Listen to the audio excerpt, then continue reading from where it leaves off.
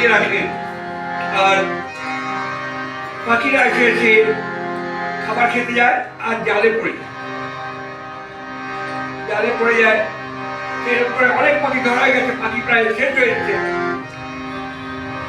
তখন পাখিদের বলতে যে এটা এক সাধু যাচ্ছে, সাধুকে জিজ্ঞাসা করছে যে বাবা তুমি একটা উপায় বার করলাম, এরকম করে হলে তো পাখি শূন্য হয়ে যাবে, তুমি একটা মন্ত্র বলো, একটা কিছু বলো।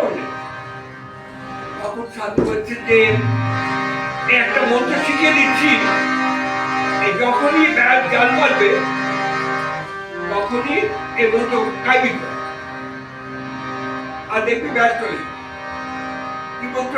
নাও, ব্যাগের খাবার খাবো না ভাই, ব্যাগের খাবার খাবো না, ব্যাগের খাবার খাবো না ভাই,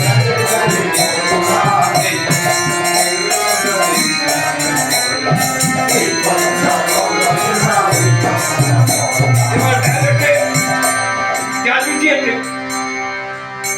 আর পাখিগুলো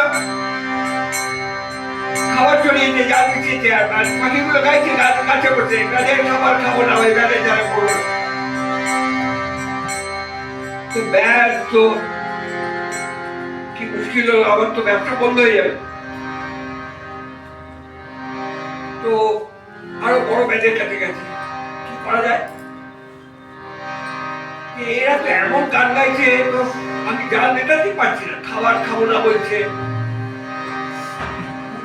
খাবার খাবো না বলছে, ওরা মন্ত্র পড়ছে, তবু তুমি জানো। তখন ব্যাগ তাই করেছে, খাবার চড়িয়েছে আবার জাল বিছিয়েছে আর দেখছে পাখিগুলো একটা একটা করে আসছে, খাবার খাচ্ছে, জালে জড়িয়ে যাচ্ছে আর বলছে ব্যাগের খাবার খাবো না ভাই, ব্যাগের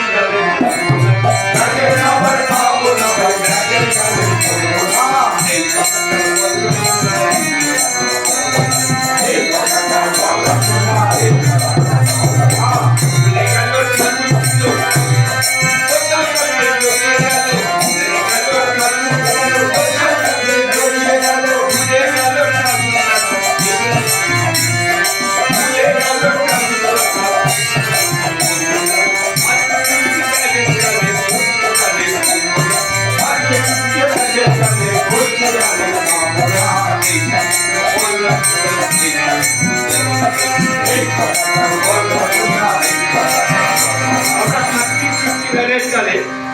তবু বলছি ব্যাগের জালে পড়বো,